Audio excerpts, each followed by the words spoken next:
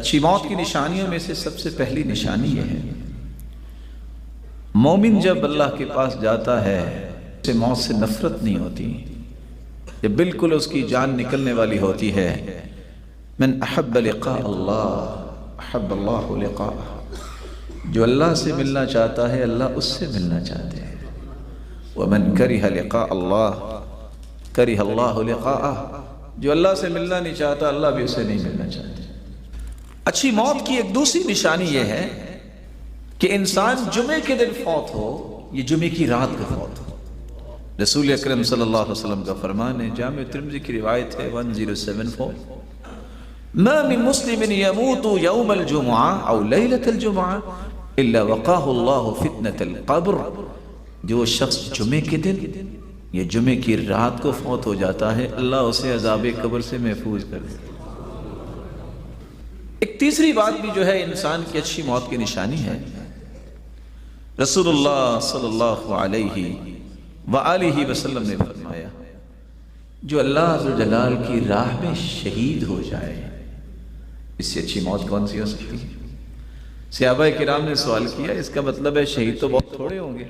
فرمایا سنو، شہید جو ہیں وہ تھوڑے نہیں ہیں، بلکہ آپ صلی اللہ علیہ وسلم نے پھر اس کی اقسام گنوائی۔ فرمایا ایک وہ ہے جو اللہ ذوالجلال کی راہ میں دین کی سربلندی کے لیے اپنی جان کا نذرانہ پیش کرتا ہے، ایک شہید ہے وہ۔ والغرق شہید، کوئی ڈوب کے فوت ہو جائے وہ بھی شہید۔ والہدم، اگر کسی پہ کوئی دیوار گر گئی ہے یا کوئی اور چیز گر گئی ہے وہ فوت ہو جائے تو وہ بھی شہید۔ والموت بالحرق، کوئی آگ میں جھلس گیا فوت ہو گیا وہ بھی شہید۔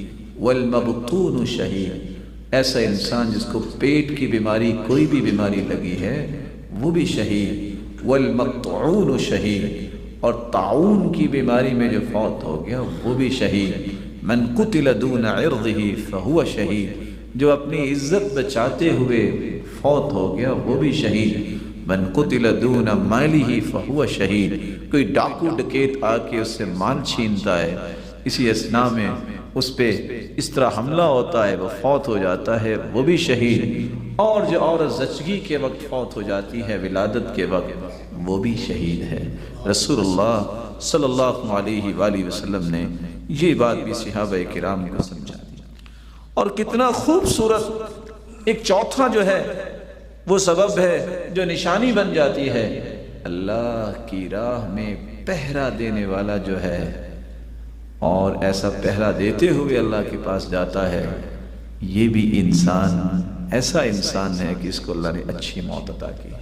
اور کس قدر خوبصورت پانچویں ایک نشانی ہے، بندہ توحید والا ہے، حلال مال کے ساتھ حج کرنے گیا، عمرہ کرنے گیا اور احرام کی حالت میں فوت ہو گیا۔ رسول اللہ صلی اللہ علیہ وسلم نے ایک چھٹی بات بھی سمجھائی کہ مومن کی اچھی موت کی ایک نشانی یہ ہے، المؤمن یموت بعرق جبینہ، موت المؤمن بعرق الجبین۔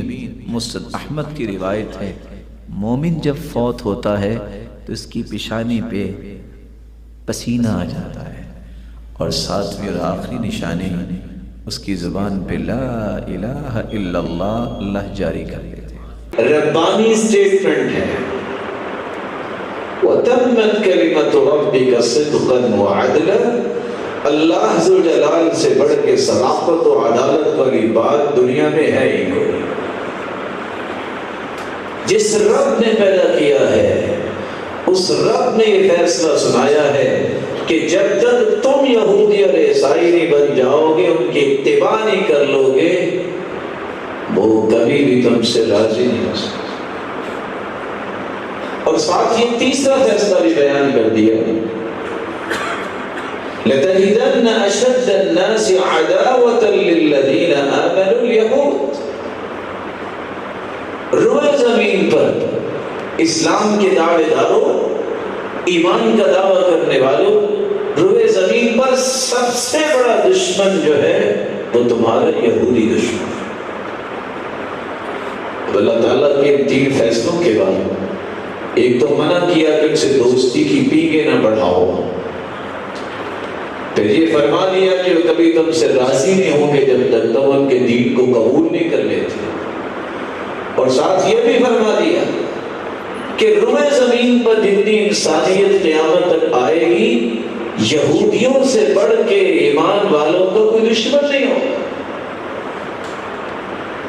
یہ مسلمان کی ذمہ داری ہے کہ اللہ ذوالجلال کے ان تین فیصلوں کو سمجھنے کے بعد اس بات پہ غور کرے کہ میرا دشمن کون ہے، دشمن کے ہتھ کنڈے کون سے ہیں، دشمن کی پسندیدہ چیزیں کون سی ہیں، دشمن کا منہج کیا ہے، دشمن کے عقائد کیا ہیں، ان کی عادات و اطوار کیا ہیں۔ میں وہ عادات و اطوار اور منہج اور عقیدہ اور وہ سازشیں اپنی زندگی میں نہ لاؤں بلکہ ان سے نفرت کروں۔ آج کے ہمارے خطبے کا موضوع بھی یہی ہے کہ اللہ تعالیٰ نے جن کے بارے میں اسٹیٹمنٹ جاری کر دی ہے کہ روئے زمین میں مومنوں کا سب سے بڑا دشمن یہودی ہے۔ یہود کون ہے؟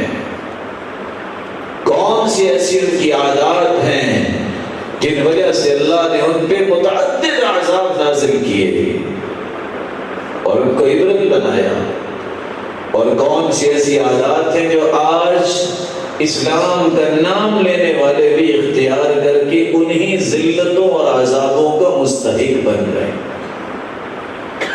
اور رسول اکرم صلی اللہ علیہ وآلہ وسلم نے کن کن رویوں سے منع کیا ہے کہ یہ کام نہ کرو یہ یہودی کرتے ہیں، یہ کام نہ کرو یہودی کرتے ہیں، ان کی مخالفت کرو۔ آپ صلی اللہ علیہ وسلم نے صحابہ کو اس بات پہ تیار کیا کہ وہ تمہارے دشمن ہیں، تم ان کی مخالفت کرو۔ یہود یعقوب علیہ السلام کے 12 بیٹے تھے، لکھنے والے لکھتے ہیں کہ ایک بیٹا یہوذا تھا جس کی طرف نسبت ہے یہودیوں کی۔ یہود یہ حبت سے ہے، جیسا کہ بعض علماء نے لکھا۔ قرآن مجید میں اللہ فرماتے ہیں اِنَّا هُدْنَا إِلَيْكَ أَيْ تُبْنَا وَرَجَعْنَا إِلَيْكَ۔ جو نیک لوگ تھے موسیٰ علیہ السلام کو ماننے والے، موسیٰ علیہ السلام کی طرف سے حکایت کرتے ہوئے اللہ فرماتے ہیں اللہ ہم نے تو توبہ کی ہے، ہم تو آپ کی طرف رجوع کرتے ہیں، تو اس نسبت سے ان کو یہود کہا گیا۔ یا یہ لوگ تحمد سے اس کا نام رکھا گیا، یہود تحمد سے ہے، اور تحمد کا معنی یہ ہوتا ہے اللہ کی قربت حاصل کرنا۔ اور بعض نے یہ بھی لکھا ہے کہ یہودیوں کو اس لیے یہودی کہا جاتا ہے جب وہ تورات کی تلاوت کرتے تھے تو دائیں بائیں اس طرح حرکت کرتے تھے، تحوّل کرتے تھے، یمنتن و یسار۔ تو یہودیوں کا تورات کی تلاوت کرنے کا انداز یہ تھا، وہ دائیں بائیں اس طرح میول اختیار کرتے۔ اور بعض یہ لکھتے ہیں کہ حوادہ سے ہے، یہودی کبھی بھی یہودیوں سے بڑھ کے کسی سے محبت رکھ نہیں سکتا، ان کی محبت صرف یہودیوں کے ساتھ ہوتی۔ یہ نہیں ہو سکتا وہ یہودی، وہ مسلمان تو مسلمان کیا کسی عیسائی سے بھی وہ محبت رکھے، وہ صرف یہودی سے محبت۔ اللہ ذوالجلال نے اس قوم کے لیے جو بڑی لاڈلی قوم تھی، اور آپ جانتے ہیں کہ انبیاء علیہ السلام میں جو موسیٰ علیہ السلام کو مقام حاصل ہے، وَكَلَّمَ اللَّهُ مُوسَىٰ تَكْلِيمًا، اللہ تعالیٰ کے ساتھ ہم کلام ہونے کا شرف حاصل کرنے والے موسیٰ علیہ السلام۔ لیکن اس لاڈلی قوم نے موسیٰ علیہ السلام کی بھی تعلیمات کو ٹھکرایا، نتیجہ تک قیامت تک آنے والی انسانیت کے لیے عبرت بنا دیا۔ کس وجہ سے انہیں عبرت بنایا گیا؟ کون سی ایسی صفات ہیں؟ آئیے قرآن کو کھولیے اور ان صفات کا مطالعہ کیجیے اور غور کیجیے، کہیں یہ صفات آج میرے اور آپ کے اندر تو نہیں آ رہی۔ یہودیوں کا سب سے بڑا گناہ یہ تھا کہ انہوں نے شیطان کی پیروی کرتے ہوئے شرک جو ہے اس کو سینے سے لگایا، اللہ کی وحدانیت کو قبول نہیں کیا۔ اتخذوا احبارهم ورهبانهم اربابا من دون الله والمسيح ابن مريم وما امروا الا ليعبدوا الها واحدا سبحانه عما يشركون۔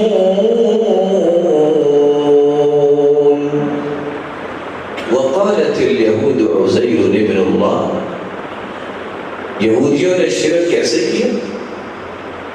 پہلے تو ان کی زبان سے ایسے کلمات میں نکلے کہ عزیر اللہ ذوالجلال کے بیٹے ہیں والعیاذ باللہ، اور عیسائیوں نے یہ کہہ دیا کہ عیسیٰ علیہ السلام اللہ کے بیٹے ہیں۔ قرآن کہتا ہے یضاہئون قول الذین کفروا من قبل قاتلهم اللہ، یہ کہنے کے ساتھ انہوں نے کفر اختیار کیا، اللہ ان کے ٹکڑے کرے۔ اللہ کا بھی کوئی بیٹا ہو سکتا ہے؟ ساتھ ہی اللہ جلال نے فرمایا انہوں نے اپنے بڑوں کو اپنا رب بنا لیا، اللہ جلال کو چھوڑ کر انہوں نے اپنے بڑوں کو وہ حیثیت دے دی کہ جو یہ کہیں گے وہ ہوگا، حالانکہ ان کو حکم تو یہ تھا کہ وہ ایک اللہ کی عبادت کرے، لیکن انہوں نے اس بات کو تسلیم نہیں کیا۔ عدی بن حاتم رضی اللہ تعالیٰ عنہ مسلمان ہو گئے تو یہ آیت سن کے کہتے اللہ کے رسول ہم نے تو ان کی کبھی عبادت نہیں کی تھی، جو اپنے پادری تھے، تو آپ صلی اللہ علیہ وسلم نے مثال سے سمجھایا، یہ بتاؤ کہ جو چیز اللہ نے حلال کی ہوتی تھی، تمہارا پادری اگر یہ کہہ دیتا کہ یہ حرام ہے تو تم کیا کہتے تھے؟ کہتے ہم تو حرام کہتے تھے، تو اللہ نے تو حلال کی ہے۔ جس چیز کو اللہ نے حرام کہا ہے اگر تمہارا بڑا اس کو کہہ دیتا کہ یہ حلال ہے تو تم کیا کہتے تھے؟ ہم اسے حرام کہتے، تو اللہ نے تو اس کو حلال کہا ہے۔ فرمایا فَتِلْكَ عِبَادَتُهُمْ، اللہ ذوالجلال کے برابری میں کسی کی بات کو مان لینا اور اللہ کی بات کو ٹھکرا دینا، اللہ حلال کہہ رہے ہیں بڑا حرام کہہ رہا ہے، اللہ حرام کہہ رہے ہیں کوئی بڑا حلال کہہ رہا ہے، اس کے لیے سجدے کی ضرورت نہیں ہے، ان کی بات اس طرح مان لینا ہی تو عبادت ہے۔ یہ پہلا جرم تھا جس کی وجہ سے اللہ ذوالجلال نے ان پہ لعنت بھیجی۔ اس لیے رسول اللہ صلی اللہ علیہ وسلم کا فرمان ہے قاتل اللہ الیہود لعن اللہ الیہود اتخذوا قبور انبیائهم مساجد۔ صحیح بخاری کی روایت ہے لعنت ہو یہودیوں پر، انہوں نے انبیاء کی قبروں پر مسجدیں بنا لی۔ دوسرا گناہ جو یہودیوں سے ہوا کہ اللہ ذوالجلال کے مقابلے میں اپنے بڑوں کو وہ حیثیت دینے کے بعد ان لوگوں نے اللہ پہ جھوٹ باندھنے میں کوئی عار محسوس نہیں کی، خود باتیں گھڑنا اور کہہ دینا اللہ نے کہا ہے۔ غور کرنے والی بات ہے کہ آج شرک کو یہودیوں نے قبول کیا تو ملعون ٹھہرے، اور اسلام کا دعویٰ کرنے والے کتنے ہیں جو ان باتوں کو پسند کرتے ہیں؟ کبھی کسی کی غیرت جاگی ہے کہ ان کو بھی سمجھائے؟ اللہ ذوالجلال قرآن مجید میں فرماتے ہیں وَيَقُولُونَ عَلَى اللَّهِ مَا لَا تَعْلَمُونَ وَقَالَتِ الْيَهُودُ وَالنَّصَارَى نَحْنُ أَبْنَاءُ اللَّهِ وَأَحِبَّاؤُهُ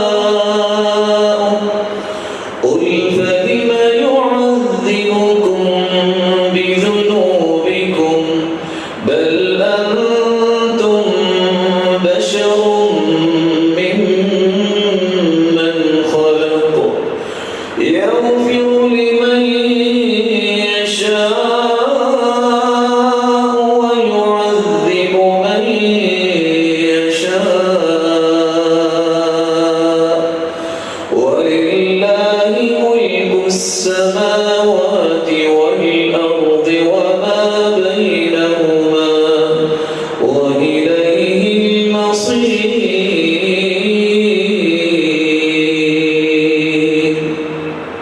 یہودیوں نے بھی کہا کہ ہم اللہ کے بیٹے ہیں. یہودی کہنے لگے ہم اللہ کے بیٹے ہیں. عیسائی بھی کہنے لگے ہم اللہ کے بیٹے ہیں, اللہ کے پیارے ہیں. ابناء اللہ واحبہ.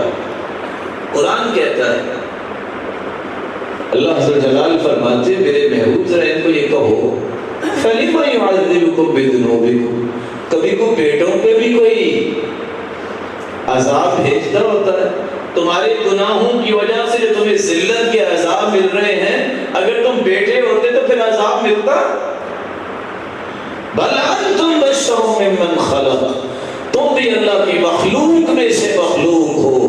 اللہ جس کو چاہے عذاب دے, اللہ جس کو چاہے معاف کرے.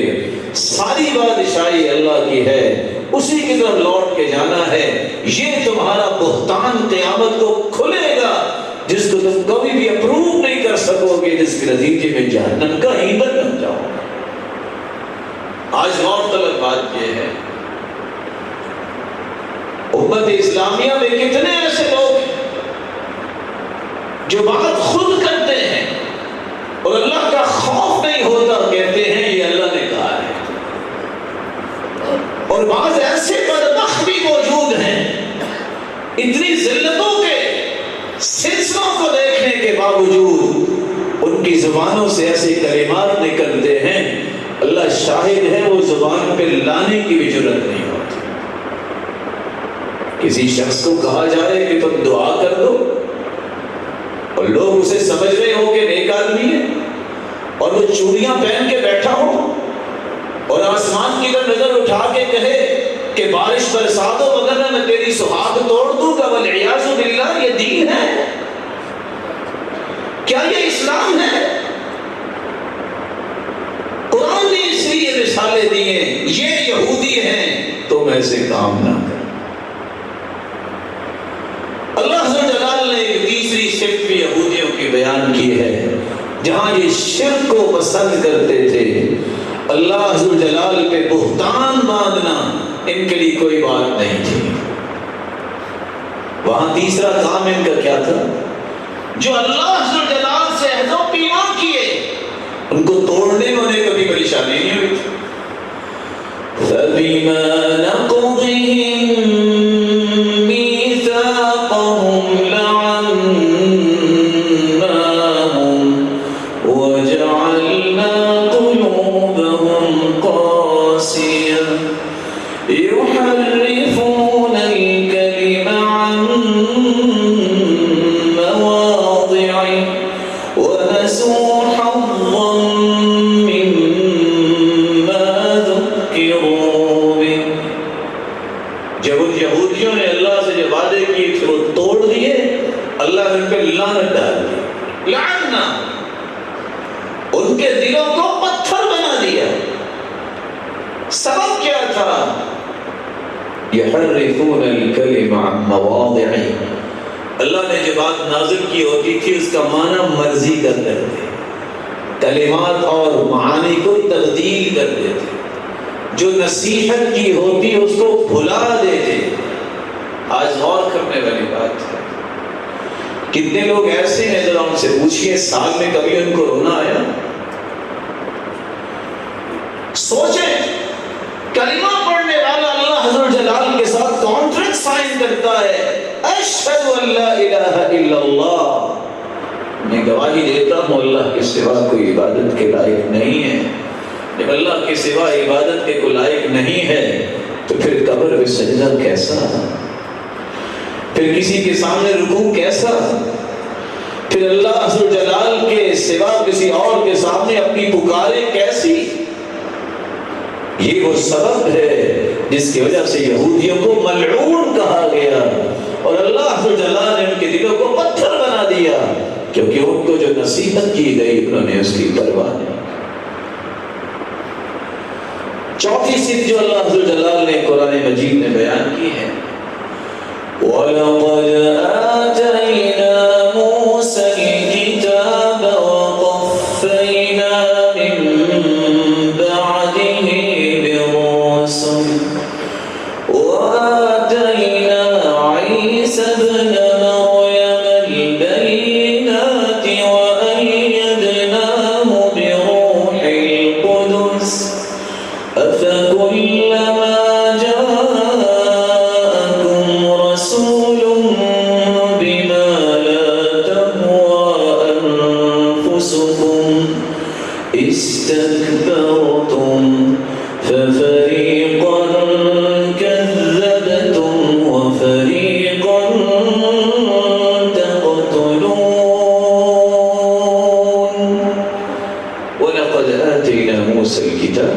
हमने मूसा अलैहिस्सलाम को तौरात दी, वक़फ़ैना मिन बअदिही बिर्रुसुल, और उनके बाद भी रसूल भेजे। जब उनके पास भी आता तो वो करते क्या थे? तुमने तकब्बुर किया, अना और जिद और हठधर्मी पे कायम रहे, जिसका नतीजा ये निकला कुछ अंबिया को तकब्बुर की वजह से तुमने झुठला दिया और कुछ अंबिया को तुमने कत्ल कर दिया। ये जो अंदाज़े जिंदगी यहूदियों का था, ये वो सबब बना अल्लाह ने क़यामत तक आने वाली इंसानियत के लिए उन्हें इबरत बनाया कि नबियों के कातिल कभी अंबिया की जमीनों के वारिस नहीं हो सकते। ये वो मस्कन है बैतुल मक़दिस, जहाँ 1,24,000 पैगंबरों की इमामत अल्लाह के रसूल ने करवाई थी।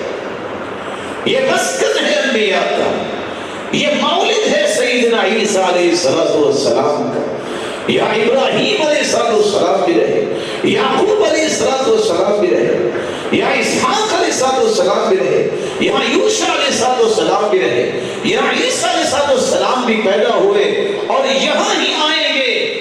अल्लाह दोबारा उन्हें भिजवाएंगे और फिर यहाँ ही दज्जाल को कत्ल करेंगे और पूरी दुनिया पे इंसाफ कायम करेंगे।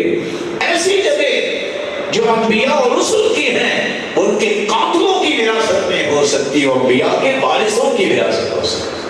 और अंबिया के वारिस वो होते हैं जो अंबिया की बात मानते हैं, जो अंबिया के मिशन को कबूल करते हैं। अल्लाह वो मिशन हमें कबूल करने की तौफीक अता फरमाए। अल्लाह अज़्ज़ व जल्ल ने 5वीं सिद्ध बयान की है। यहूदी अल्लाह अज़्ज़ व जल्ल और रसूलों की तौहीन करने में कोई आर महसूस नहीं करते। वक़ालतिल यहूदु यदुल्लाहि मग़लूलह गुल्लत अयदीहिम वलुइनु बिमा क़ालू बल यदाहु मबसूततान युनफ़िक़ु कैफ़ यशा। यहूदी कहते थे कि अल्लाह अज़्ज़ व जल्ल के नऊज़ुबिल्लाह हाथ बंधे हुए। अस्तग़फिरुल्लाह रब्बी मिन कुल्लि ज़ंब। अल्लाह फरमाते हैं गुल्लत अयदीहिम वलुइनु बिमा क़ालू, लानत हो इन पर, इन्होंने ये बात कैसे कह दी। हदीस में आता है इन्नल्लाह यबसुतु यदहु बिल्लैल लियतूबा मुसीउन नहार व यबसुतु यदहु बिन्नहार लियतूबा मुसीउल लैल। अल्लाह रात को हाथों को फैलाते हैं, कोई है जो दिन के झंझटों से धोखा खा के गुनाह कर बैठा है मैं उसे माफ कर देता हूँ।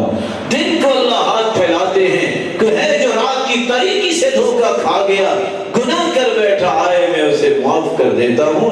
बल यदाहु मबसूततान, अल्लाह के हाथ तो खुले हैं। और अल्लाह अज़्ज़ व जल्ल, इतने अल्लाह अज़्ज़ व जल्ल की सखावत है और अल्लाह अज़्ज़ व जल्ल के फैसले हैं। सारी दुनिया को अल्लाह अज़्ज़ व जल्ल दे रहा है, लेकिन उसके खजाना में कभी कमी नहीं है। रसूलों के साथ तौहीन क्या थी? यहूदी अल्लाह के रसूल सल्लल्लाहु अलैहि वसल्लम के पास से गुजरा, कहता है अस्सलामु अलैक। क्या कहता है? अस्सलामु अलैक, مطلب کیا ہے اس کا؟ نعوذ باللہ من ذالک، آپ پر موت ہو. آپ سمجھ گئے؟ آپ نے فرمایا وعلیک، تم پر موت ہو. ایک دوسری روایت میں آتا ہے سیدہ عائشہ رضی اللہ تعالی عنہ نے جب یہ سنا کہ یہودیوں نے کہا السلام علیکم، تم پر موت ہو، تو اللہ کے رسول نے فرمایا وعلیکم، تم پر موت. تو سیدہ عائشہ غصے میں آ کے کہتی ہے علیکم السلام واللعنہ وغضب علیکم، تم پر موت بھی ہو، لعنت بھی ہو، اللہ کا غضب بھی ہو. اللہ کے رسول فرماتے ہیں مہلا یا عائشہ، عائشہ رکو. قالت اولم تسمع ما قالوا، اللہ کے پیارے پیغمبر آپ نے سنا نہیں وہ کیا کہہ رہے ہیں؟ تو آپ نے فرمایا اولم تسمعی ما قلت، آپ نے سنا نہیں میں نے کیا کہا؟ انہوں نے کہا ہے تم پہ موت ہو، میں نے کہا ہے تم پہ ہو. میری تو اللہ قبول کر لے گی، ان کی تو قبول نہیں ہونی. انبیاء و رسول کو دکھ دینا، بے ادبی کرنا، اور اسی طرح اللہ ذو جلال کی توہین اور بے ادبی کرنا، یہ 5ویں خصلت تھی یہودیوں کی. آج بھی کتابیں اٹھا کے دیکھیے کتنے ظالم دنیا میں ایسے ہیں اور کہتے ہیں اللہ کے ہاتھ ہی نہیں ہے. تبارک الذی بیدہ الملک، اللہ کے ہاتھ میں پوری کائنات کی بادشاہت. پڑھے لکھے پی ایچ ڈی کیے ہوئے شان پھر بھی ان کو نہیں آتی کہ اللہ ذو جلال کی صفات کا انکار کر دیتے. یہی کام یہودیوں کا تھا کہ وہ توہین کیا کرتے اور اللہ ذو جلال کی صفات کا انکار کیا. اور آج دعویٰ کرنے کے باوجود بھی تو ذلتیں یہودیوں پہ آ رہی تھی، اگر مسلمانوں پہ آ رہی ہے تو غور کر لو کیوں آ رہی ہے. جس کو رب کی پہچان نہیں ہے اور رب کی رحمتوں کا مستحق کیسے ٹھہرایا جائے گا؟ نبی کی توہین انہوں نے کی. آج کون ہے جو اس بات کو سمجھے اور سمجھائے؟ نبی کی ذات وہ اعلیٰ ذات ہے، مخلوق میں سے اللہ نے جس جیسی ذات پیدا ہی نہیں کی. 114 صورتیں آئی ہیں قرآن مجید میں، لیکن لفظ عشق استعمال نہیں ہوا. 1,44,000 صحابہ کسی دن اللہ کے رسول کو یہ نہیں کہا میں آپ کا عاشق ہوں.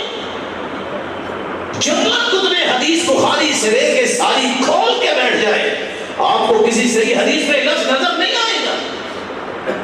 آپ بھی میرے محترم بھائیوں، اللہ آپ کو عزتوں سے نوازے. آپ میں سے بھی کوئی نہیں ایسا بول سکتا اپنی والدہ، اپنی بیٹی اور اپنی بہن کو کہ میں اپنی والدہ کا عاشق ہوں. آپ بھی یہ لفظ پسند نہیں کریں گے. یہ لفظ پھر اس مبارک ہستی کے لیے استعمال کرنا اس کی عزت ہے کہ توہین ہے؟ کبھی کسی نیک انسان نے یہ لفظ بولا ہے؟ یہ کہو میں اللہ کے رسول کا محب ہوں، محبت کرنے والا ہوں، میں متبع ہوں، اتباع کرنے والا ہوں، میں مطیع ہوں، فرما بردار ہوں. یہ ساری اصطلاحات قرآن نے بھی استعمال کی ہے اور حدیث نے بھی استعمال کی. لا تجعلوا دعاء الرسول بینکم کدعاء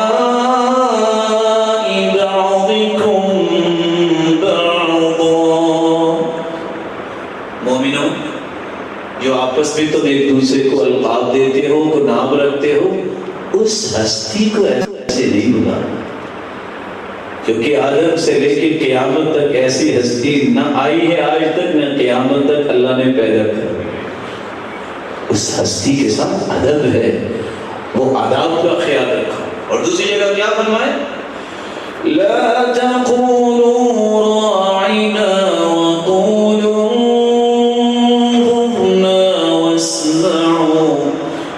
وللكافرين عذاب أليم. تم رائنا کا لفظ نہ بولو ایمان والو، کیونکہ رائنا کا مطلب ہماری طرف دیکھ، انظرنا کا مطلب ہماری طرف دیکھ. تم رائنا کا لفظ کیوں نہ بولو؟ کیونکہ یہ دشمن جو ہیں اللہ کے رسول کے راعینا پڑھتے ہیں، اس کا معنی بن جاتا ہے وہ ہمارے چرواہے. اللہ اپنے پیغمبر کی توہین پسند نہیں کرتے. فرمایا یہ تمہاری زبانوں پہ لفظ ہی نہیں آنا چاہیے، اس کے مقابلے میں یہ لفظ بول لیا.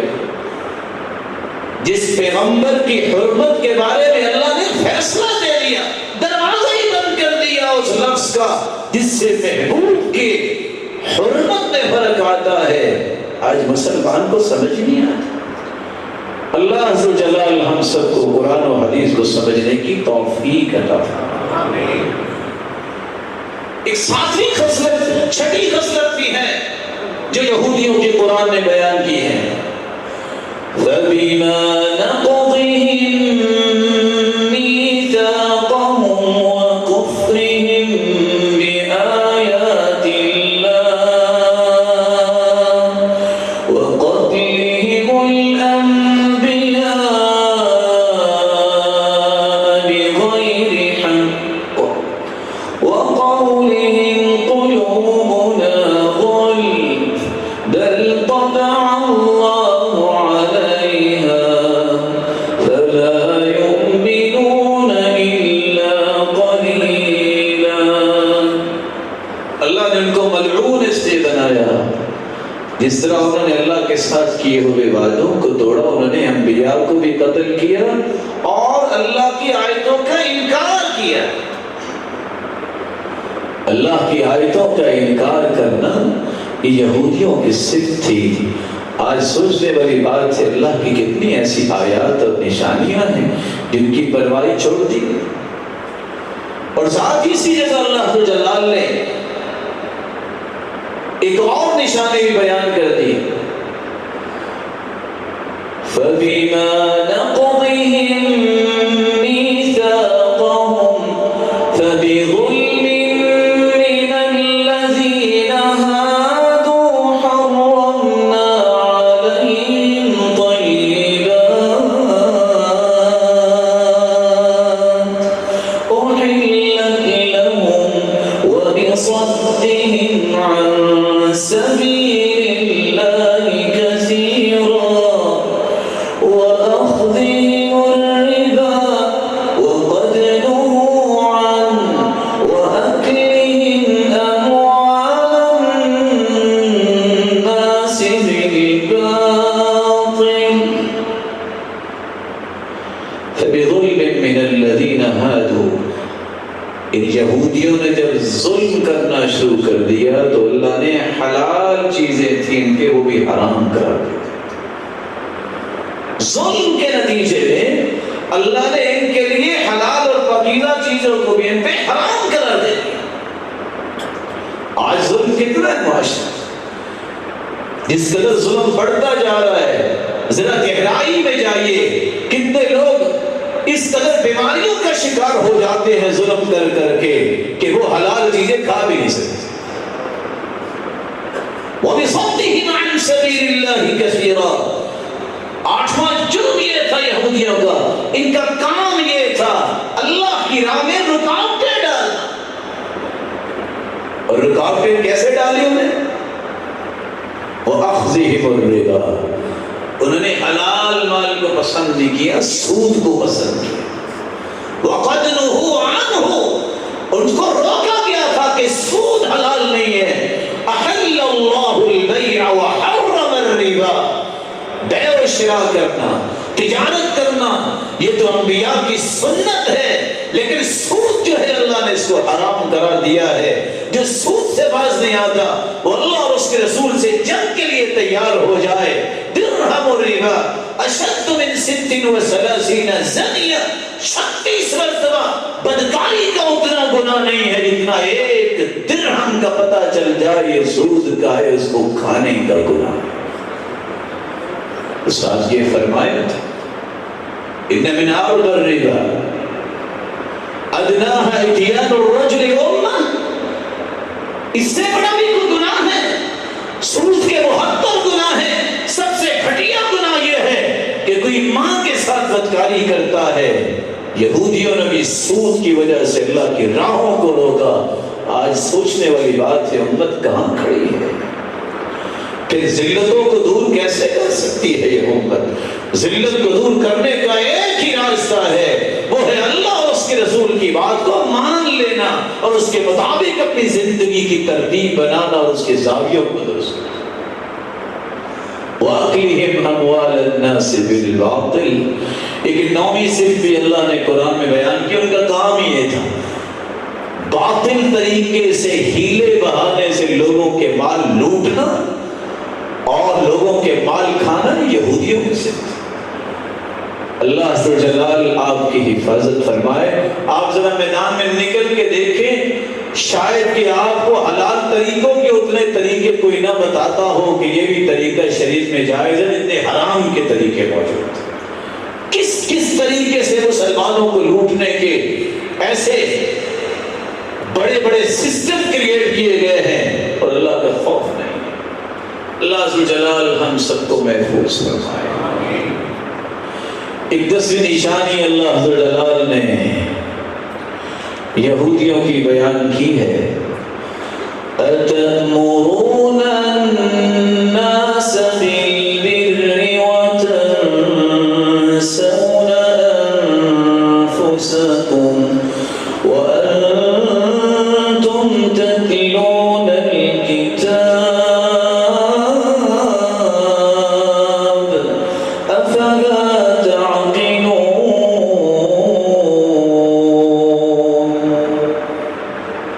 لوگوں کو تو کہتے تھے کہ یہ کام کرو، لیکن خود کام نہیں کرتے تھے، ان کی قول و کردار میں فرق تھا۔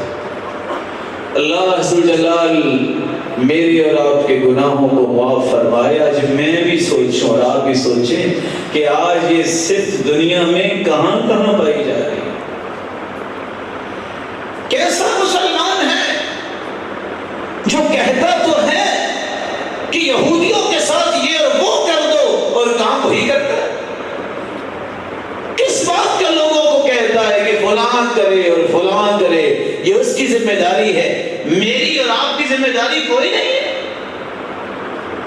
اگر میں ان کی صفات نہیں چھوڑ سکتا، ان کی محبت نہیں چھوڑ سکتا، تو میں اس قابل ہی نہیں ہوں کہ میں یہ کہوں کہ ان کے ساتھ جو ہے جہاد کرو، ان کے ساتھ لڑائی کرو، کیونکہ میری محبت کی پیکیں تو ان کے ساتھ ہیں۔ اللہ عز و جلال نے قرآن مجید میں اس لیے ان باتوں کا بھی تذکرہ کیا۔ صفات تو بہت ساری ہیں، میں اختصار سے کام لینا چاہتا ہوں۔ اللہ عز و جلال نے اس کا نتیجہ کیا نکالا؟ سب سے پہلا نتیجہ یہ نکلا، ضُرِبَتْ عَلَيْهِمُ الذِّلَّةُ وَالْمَسْكَنَةُ وَبَاءُوا بِغَضَبٍ مِّنَ اللَّهِ۔ اللہ نے ان پہ ذلت اور رسوائی یہ ڈال دی، جہاں بھی ہوں گے یہ ذلیل رہے، یہ اللہ کا فیصلہ ہے۔ اور آج دیکھیں وہی باتیں یہودیوں میں شروع ہوگی نا کہ آج تم کر تو رہے ظلم کر رہے، ایک وقت آنے والا ہے بکھر جاؤ، یہاں اکٹھے نہ ہو، سارے کے سارے مار دیے جاؤ گے۔ جو پڑھے لکھے یہودی وہ جانتے ہیں ایک وقت آنے والا ہے، پتھر بھی بولے گا، درخت بھی بولے گا، یا مسلم تعال وراء الیہودی فاقتلہ، آؤ میرے پیچھے یہودی چھپا ہوا ہے، اس کو قتل کرو، وقت آنے والا ہے۔ اور اللہ کے وعدے اس کے رسول کی زبان پہ سچے ہیں جو اللہ کے رسول نے فرما دیا۔ اللہ تعالیٰ نے دوسرا عذاب ان کو کیا دیا؟ اللہ تعالیٰ نے ان کو ہمیشہ ہمیشہ کے لیے ملعون قرار دے دیا۔ بل لعنہم اللہ بکفرہم، ان کے کفر کی وجہ سے اللہ نے انہیں ملعون قرار دیا۔ لعنت کا معنی یہ ہوتا ہے الطرد من رحمت اللہ، یہ اللہ کی رحمت سے محروم کر دیے گئے ہیں، ان پہ اللہ کی طرف سے پھٹکار پڑ گئی، دھتکارے گئے ہیں اللہ کی رحمت سے۔ اور تیسرا اللہ عز و جلال نے ان کے لیے بہت ساری نعمتوں سے ان کو محروم کر دیا۔ اور چوتھا عذاب اللہ عز و جلال محفوظ فرمائے، وَلَقَدْ عَلِمْتُمُ الَّذِينَ اعْتَدَوْا مِنْكُمْ فِي السَّبْتِ فَقُلْنَا لَهُمْ كُونُوا قِرَدَةً خَاسِئِينَ فَجَعَلْنَاهَا نَكَالًا لِمَا بَيْنَ يَدَيْهَا۔ اللہ عز و جلال نے ان کے انکارستانیوں کی وجہ سے ان کی شکلیں بدل دی، کسی کو بندر بنا دیا، کسی کو خنزیر بنا دیا۔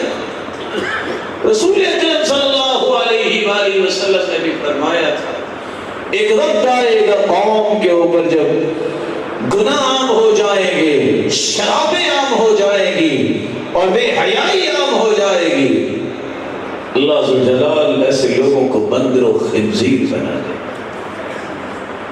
لکھنے والے لکھتے ہیں بندر اور خنزیر ابھی تک بنے نہیں ہیں، لیکن عادتیں بندر اور خنزیروں کی آ گئی، اور وہ عادت کیا ہے؟ بے حیائی عام ہو گئی۔ اور اللہ ذوالجلال معاف فرمائے، اللہ کے رسول نے منع کیا تھا یہودیوں کی مخالفت کرو، ان کے پیچھے نہ لگنا۔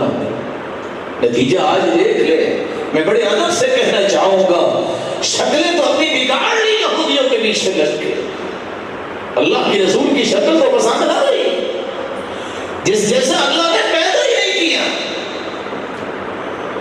اللہ ذوالجلال کی طرف سے یہ عذاب کہ ان کی شکلیں جو ہیں بندروں اور خنزیروں کے بنا دی، یہ ان یہودیوں کی کارستانیوں کا نتیجہ تھا۔ اللہ تعالیٰ نے ایک عذاب اور بھی ان پہ بھیجا، آپ نے بھی دیکھا ہوگا، یہ چھوٹے چھوٹے بچے پتھر اٹھاتے ہیں اور ان کے پاس گنیں بھی ہوتی ہیں، خوف کھاتے ہیں۔ وَمَنْ أَظْلَمُ مِمَّن مَّنَعَ مَسَاجِدَ اللَّهِ أَن يُذْكَرَ فِيهَا اسْمُهُ وَسَعَىٰ فِي خَرَابِهَا أُولَٰئِكَ مَا كَانَ لَهُمْ أَن يَدْخُلُوهَا إِلَّا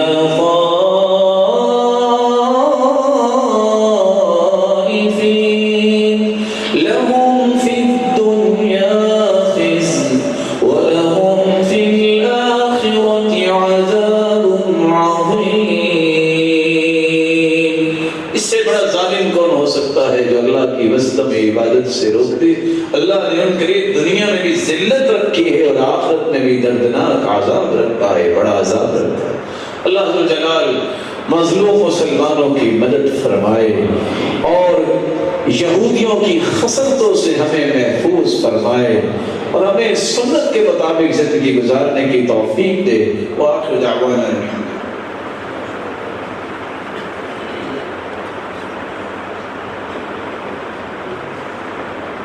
الحمد لله على إحسانه والشكر له على توفيقه وامتنانه، أما بعد